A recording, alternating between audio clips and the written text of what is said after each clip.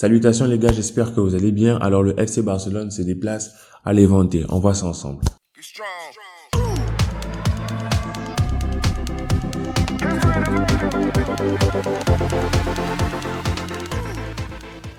Alors les gars, j'espère que vous allez bien, j'espère que ça va, vous avez eu le temps de digérer la déconvenue à Francfort, vous avez eu le temps de revoir à peu près en vous-même ce qui n'a pas marché.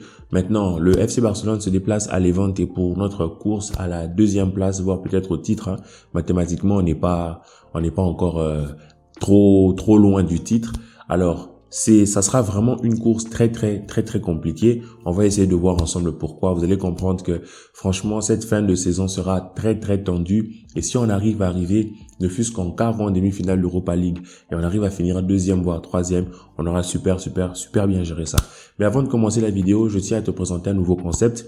Déjà, je tiens à vous informer que le groupe Telegram est bien en train d'être créé. On va essayer de faire ça. Je mettrai le lien en description bientôt. Comme ça, ceux qui voudront intégrer le groupe intégreront le groupe. Maintenant, je vous annonce une nouvelle idée.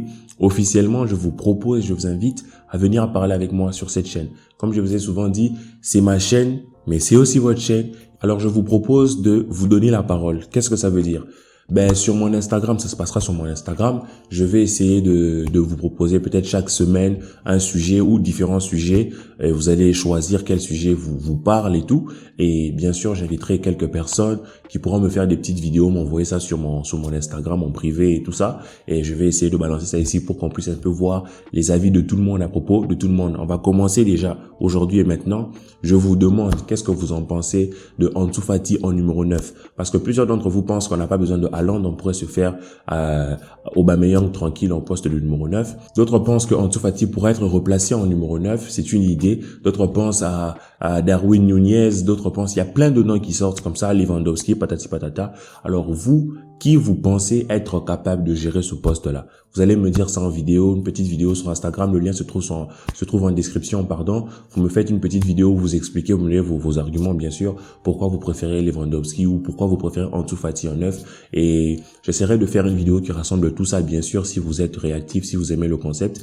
On va rassembler tout ça, on va essayer de voir et vous verrez par vous-même combien nos avis sont divergents. Alors, pour revenir à ce match, qu'est-ce qu'il y a à dire? Le FC Barcelone se déplace à Levante. Levante est avant-dernier. Mais ce n'est pas une raison pour nous pour minimiser l'adversaire. Vous avez vu comme moi, vous avez remarqué que lorsque on a joué à Francfort, on a eu des difficultés avec une grosse intensité. C'est-à-dire que quelque part, il y a aussi de la fatigue. Pourquoi? Le FC Barcelone est en train d'enchaîner maintenant depuis plusieurs mois et rien que pour ce mois d'avril, on aura 5 matchs. Pour l'instant, nous sommes le 9 et jusqu'à la fin du mois, le FC Barcelone jouera 5 matchs, c'est-à-dire tous les 3 jours. Et lorsque tu sais que certains postes, comme le poste de Jordi Alba, n'a pas de remplaçant, comme les défenseurs qui se blessent souvent, quand tu vois que on peut pas vraiment changer au niveau des numéros 9, quand tu vois que les ailiers c'est limité aussi, que Abdé et tout ça sont retournés jouer avec la B, on peut compter que obligatoirement sur Ferran, Dembélé et Adama. Quand tu vois tout ça, tu te rends compte que ça va vraiment être très compliqué. C'est pour ça que je vous ai dit que quelque part, si on arrive à finir deuxième voire troisième, en arrivant en quart voire en demi-finale, ça aura déjà été un gros exploit parce que si on passe contre Francfort, on aura encore des matchs qui vont s'ajouter déjà à ces matchs-ci. Ça fait vraiment beaucoup pour un corps humain. Mais ce match, on le joue contre l'avant-dernier, le 19e. Donc, quelque part, on est en droit de se dire que non, ça va, on est assez fort. Bien sûr, il faut pas les minimiser parce que on aurait rapidement perdu si on allait dans ce sens-là. Mais je pense que ce match peut nous donner vraiment une bouffée d'oxygène, une bouffée de confiance pour recevoir Francfort. Parce que vous savez, contre Francfort, tous les joueurs ont remarqué, même Xavi l'a remarqué, il a lui-même dit que c'était pas un match avec beaucoup de maîtrise, ça a été très compliqué, les joueurs ont beaucoup glissé, beaucoup tombé. Il a parlé un peu de l'état de la pelouse. Donc quelque part, on est sorti de ce match un peu frustré avec l'impression d'avoir été dominé. Donc quelque part, on veut retrouver la sensation de domination justement et on a le 19e à notre portée et pourquoi pas le prendre un peu comme notre sacrifice, pourquoi pas l'immoler et massacrer Levante et pourquoi pas, mais bon, on ne sait pas comment ça va se passer. Moi personnellement, lorsque j'analyse tout ça, lorsque je vois tout ça, lorsque tu vois que après il y a Francfort qui pour moi, je pense, l'Europa League est devenu quand même une vraie option, vraiment c'est carrément un objectif qu'il faut aller chercher. Je pense être éliminé contre Francfort, vraiment ça va déranger quelque part, moi ça me dérangerait. Donc je voudrais bien mettre le 11 type, mais quelque part, je me dis, il faudrait pas que les joueurs se fatiguent trop parce qu'on doit affronter Francfort. Vous comprenez? Parce que même Xavi a dit, par exemple, que Dembélé et Frenkie n'avaient pas commencé parce qu'ils étaient fatigués. Avec ça, imaginez, on les met.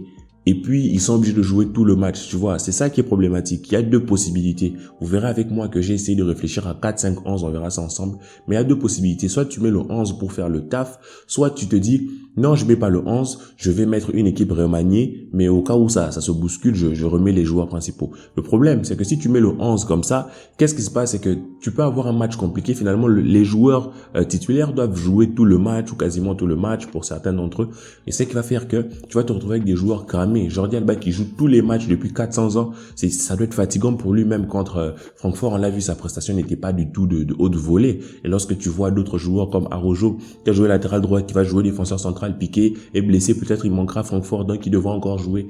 Quelque part, moi j'ai peur de la blessure et qu'on soit obligé de se retrouver avec une défense centrale Mingueza l'anglais à cause des blessures. Vous comprenez? Donc quelque part, on se demande, on jauge un peu, on se dit, mais est-ce que vaut mieux pas mettre une équipe remaniée sans vouloir manquer de respect à l'adversaire? Moi, personnellement, j'ai changé des petites choses, vous verrez ça avec moi. C'est un vrai casse-tête pour Xavi, j'espère vraiment qu'il trouvera la bonne solution, la bonne astuce et qu'il pourra vraiment jauger la forme physique des joueurs.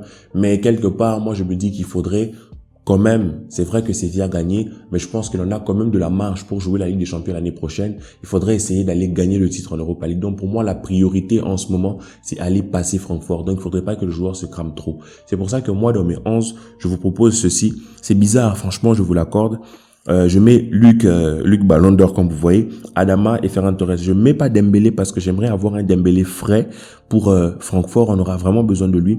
Ferran Torres, on est un peu obligé. Abdé ne joue maintenant avec la B, c'est compliqué. Vous voyez même qu'en tant que latéral gauche, je mets Baldé, mais j'ai vu qu'il a joué avec la B. Je pense pas qu'il jouera avec nous, mais moi je pensais à ça aussi. Et puis en défense centrale, Araujo, Garcia, et changer le milieu de terrain totalement, reposer notre milieu de terrain parce que c'est sûr que contre Francfort, on aura bien Busquets, De Jong, Pedri. Et moi je pense que si on change un peu Nico, Gavi, Ricky, franchement, si on leur donne les bonnes instructions, ça peut faire le taf. On peut changer ça dans tous les sens comme vous voulez. On peut passer en défense à 3 comme vous voulez avec l'anglais Eric Garcia Rojo et tout ça. C'est vraiment des 11 bizarres, je vous l'accorde. Vous voyez, ça c'est un autre 11 auquel j'ai pensé. Donc c'est pas évident de trouver une bonne idée en ce moment. C'est pas évident entre les blessures, entre qu'il faut réfléchir à ceci, il faut réfléchir à cela. Mais je pense que je partirai avec ce 11-ci. C'est un 11 plutôt classique, je dirais. C'est avec Alba qui va jouer, Eric Garcia Araujo, en espérant bien sûr que le match soit géré de telle manière à ce que Alba puisse pouvoir sortir et se reposer. Je mets Nico en 6, je mets Ricky, Gavi, parce que je pense que, franchement, c'est les Levante, ils peuvent quand même faire le taf. S'ils n'arrivent pas à faire le taf contre les Levante, je ne vois pas ce qu'ils réussiront à faire contre, je sais pas, la Madrid, Séville, quoi. Donc, je mets Ferran Torres, Adama, Aubameyang, mais j'espère bien sûr en cours de jeu du changement, histoire de sortir Gavi, qui joue quand même beaucoup, c'est le milieu de terrain qui joue le plus après Busquets, Frenkie et Pedri. Je mets De Jong en 6, Nico, Ricky, histoire de leur donner du temps de jeu, parce qu'on doit conserver un maximum d'énergie pour aller affronter Francfort. Et je garde l'anglais là, je fais entrer l'anglais, pardon, à la place de Jordi Alba, pour essayer de créer une sorte de défense à 3 avec Alves qui remonterait un peu plus haut, pour essayer de créer un milieu à 4, essayer de condenser tout ça. Mais je reposerai vraiment Dembélé, je reposerai Pedri, je reposerai Busquets, parce qu'on aura vraiment besoin d'eux. Moi, personnellement, c'est comme ça que moi je vois la chose. C'est dans ce sens-là que moi je vais. Maintenant, je suis pas Xavi, je sais qu'il y a d'autres choses qui se passent dans les vestiaires. Il prendra sûrement d'autres décisions, mais ça va dans mon sens. Alors, bien sûr, je t'invite à me dire ce que tu penses en commentaire. Je t'invite à partager, à t'abonner, à liker comme d'habitude. J'espère que la communauté continuera à s'agrandir. Comme je vous ai dit, je vous attends sur Instagram. J'attends vos vidéos, j'attends vos retours. Et plus il y aura du monde, plus là, on sera nombreux, plus on s'amusera.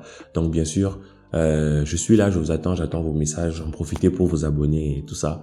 On est là, on est tranquille. Je rappelle que j'ai aussi un compte Twitter pour ceux que ça intéresse. On parle de football assez souvent et c'est très drôle. Prenez soin de vous en attendant que le match commence. Je vous prépare une très belle vidéo sur Dembélé. J'espère que vous serez là et que vous allez vraiment l'apprécier. Et d'ici là, prenez soin de vous les amis. Ciao.